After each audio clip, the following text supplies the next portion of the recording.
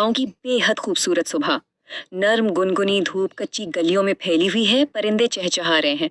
बिल्कुल एक परफेक्ट सुबह। और इसी पुरसुकून माहौल में हमारी मुलाकात होती है दो पक्की सहेलियों से, फातिमा और मिरहा। ये दोनों सिर्फ स्कूल ही साथ नहीं जाती थीं, बल्कि खेलना खाना पीना सब इकट्ठे। मतलब दोस्ती की एक बेहतरीन मिसाल थी ये दोनों। वैसे इन दोनों में एक छोटा सा मगर बहुत अहम फर्क जरूर था। एक तरफ फातिमा थी जिसकी एक बहुत ही प्यारी आदत थी। वो हर काम से पहले इंतहाई नरम आवाज में बिस्मिल्लाहिर्रहमानिर्रहीम जरूर पढ़ती थी। लेकिन दूसरी तरफ मिरहा का नजरिया थोड़ा अलग था।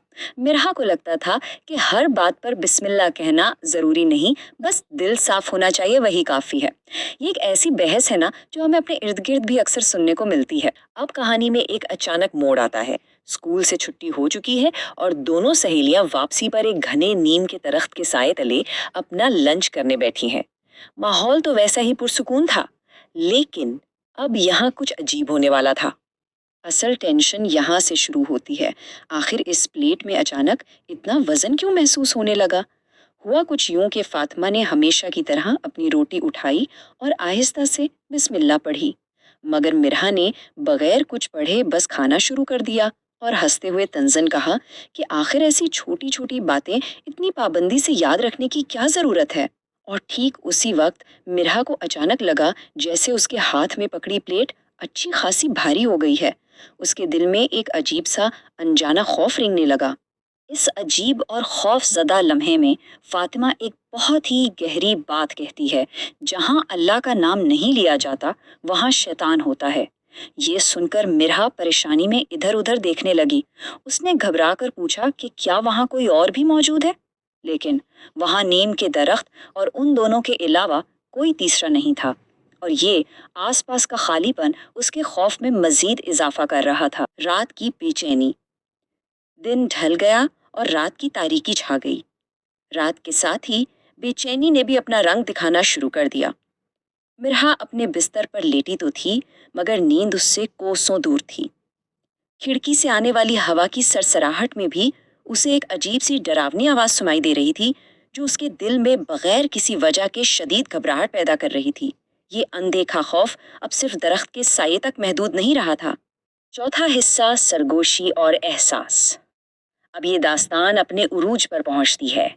अगली सुबह जब मिरहा नाश्ता करने बैठी तो उसने दोबारा वही गलती की। बगैर बिस्मिल्लाह कहे नाश्ता शुरू कर दिया और फिर वही हुआ। रात वाली घबराहट और कल का डर दोनों दुगनी ताकत के साथ वापस आ गए। और फिर जो हुआ वो किसी को भी हिला देने के लिए काफी है।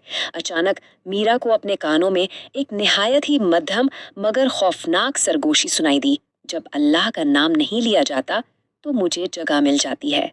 ये सुनते ही मीरा का जिस्म खौफ से बुरी तरह कांपने लगा। ये आवाज आखिर आई कहाँ से? ये तस्वुर ही वाकई रोंगटे खड़े कर देने वाला है।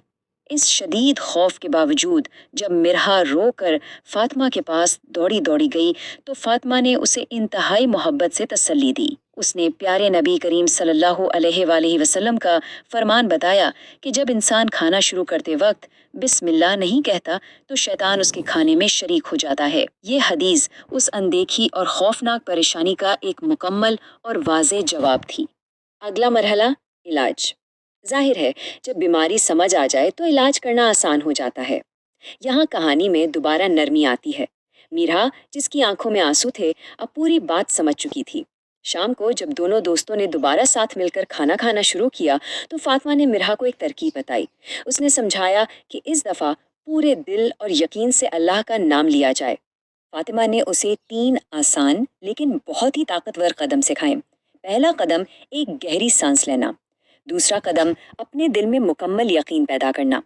और तीसरा कदम, पूरी सच्ची नीयत से अदा करना, बिस्मिल्लाहिर्रहमानिर्रहीम। ये सिर्फ चंद अल्फाज की बात नहीं थी, ये एक पुख्ता इकरार था। और इन लफ्जों का असर तो देखिए। जैसे ही उसने दिल से बिस्मिल्लाह पढ़ी, एक मौजज़ा सा हो गया। मिरहा के दिल की धड़कन फौरन एतदाल पर आ गई। वो बेचैनी, वो डरावनी आवाज़ जो उसे पिछले दिन से डरा रही थी, बिल्कुल खामोश हो गई।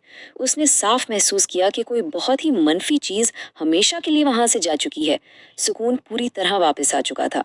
उस लम्हे मिरहा को समझ आ गया कि बिस्मिल्लाह सिर्फ कुछ अल्फाज नहीं है, बल्कि ये तो अल्लाह की हिफाजत की एक मजबूत ढाल है। آخری حصہ 3 اہم اسلامی اسباق۔ اس پوری کہانی اور سبق آموز تجربے کے بعد چلیے مل کر دیکھتے ہیں کہ ہم یہاں سے کون سے بنیادی سبق سیکھ سکتے ہیں جو ہماری زندگیوں کو مزید بہتر بنا سکتے ہیں۔ اس واقعے سے 3 خالص سبق نکل کر آتے ہیں۔ پہلا، بسم اللہ ادا کرنا اللہ کی حفاظت حاصل کرنے کا بہترین ذریعہ ہے۔ دوسرا، کوئی بھی کام ہو بسم اللہ اس میں برکت شامل کر دیتی ہے۔ اور تیسرا سب سے اہم سبق، سچے اور اچھے دوست وہی ہوتے ہیں جو مشکل وقت میں نیکی اور ہدایت کا راستہ دکھاتے ہیں، بالکل ویسے ہی جیسے فاطمہ نے اپنی سہیلی کے لیے کیا۔ اس روحانی تجربے کا اثر اتنا گہرا تھا کہ اس دن کے بعد گاؤں کے ہر بچے کی زبان پر یہ الفاظ ایک نعرے کی طرح عام ہو گئے، ہر کام سے پہلے بسم اللہ۔ یہ صرف ایک جملہ نہیں رہا بلکہ روحانی حفاظت کا ایک ایسے مکمل اسلامی ضابطہ بن گیا۔ کارٹونز کے لیے ہمارا چینل سبسکرائب کریں۔ شکریہ۔